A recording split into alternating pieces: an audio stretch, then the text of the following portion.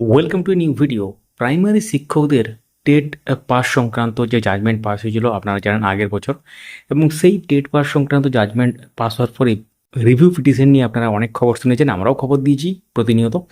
তো একটি গুরুত্বপূর্ণ আপডেট সামনে চলে এসেছে, স্ক্রিনে এখন দেখতে পাচ্ছেন ডায়েরি নম্বর এবং প্রয়োজনীয় কিছু ডিটেলস। আমরা মহামান্য সুপ্রিম কোর্টের অফিসিয়াল যে কেস ডিটেলস সেটা দেখাচ্ছি।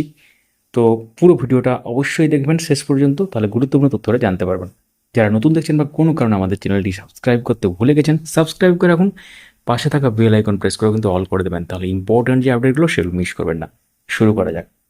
তো ডায়েরি নাম্বার 53434 2025 সালে ফাইল করা মামলা এটা, এবং রিভিউ পিটিশন এটা state of UP versus Anjuman Ishaat Taleem trust.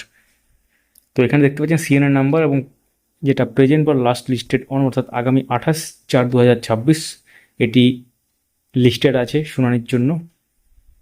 Computer generated date show করছে, tentatively case may be listed on show করছে।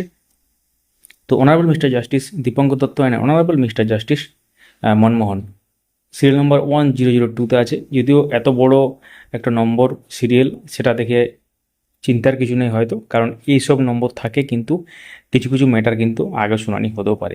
তো একটা ব্যাপার আপনাদের মনে করিয়ে দিই, honourable mister justice Dipankar Dutta ইনি কিন্তু যখন সেপ্টেম্বর মাসে রায় দেওয়া হয়, মূল যে রায়টা দেওয়া হয়েছিল টেট পাস বাধ্যতামূলক হিসাবে যে ব্যাপারটা, তো অর্থাৎ প্রাইমারি শিক্ষকদের নির্দিষ্ট সময়ের আগে যারা জয়েন করেছিলেন তাদের যে টেট পাস বাধ্যতামূলক, সেই রায়টা যখন দেওয়া হয়েছিল তখন কিন্তু অনারেবল জাস্টিস দীপঙ্কর দত্ত ছিলেন ওই বেঞ্চে।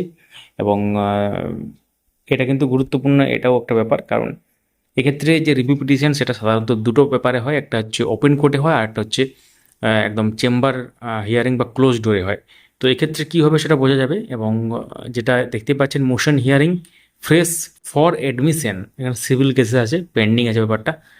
তো ওয়েট করতে হবে 28 তারিখে, সব কিছু ঠিকঠাক থাকলে শুনানি হবে এবং গুরুত্বপূর্ণ ব্যাপার কিন্তু উঠে আসবে। এবং এর সাথে যদি আর্লিয়ার কোর্ট ডিটেলস আমরা যাই, এখানে দেখতে পাবো 1/9/2025, অর্থাৎ সেপ্টেম্বর মাসের 1 তারিখে 2025 সালের যে জাজমেন্ট পাস ছিল সেটা কিন্তু আর্লিয়ার কোর্ট ডিটেলস হিসাবে আছে। এবং তার সাথে যে প্রয়োজনীয় ডিটেলস সেটা দেখতে পাচ্ছেন, এবং ট্যাগড ম্যাটারে কিছু ম্যাটার আছে, সিমিলার ম্যাটার, এবং তার সাথে যে আরও যে ব্যাপারগুলো আছে সেই সংক্রান্ত ব্যাপার কিন্তু উল্লেখ করা আছে।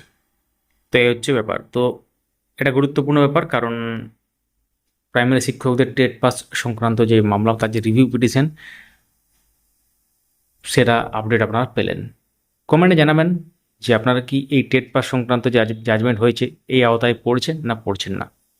Thank you so much for watching. ভিডিওটি লাইক করুন, সবার সাথে শেয়ার করুন, এই মামলার কী হবে বা সেদিন কী আপডেট উঠে আসবে এবং আদার্স যে ফ্যাক্টরসগুলো আছে সেই মানে আপডেটগুলো পেতে গেলে সঙ্গে থাকুন আমাদের। ধন্যবাদ দেখার জন্য।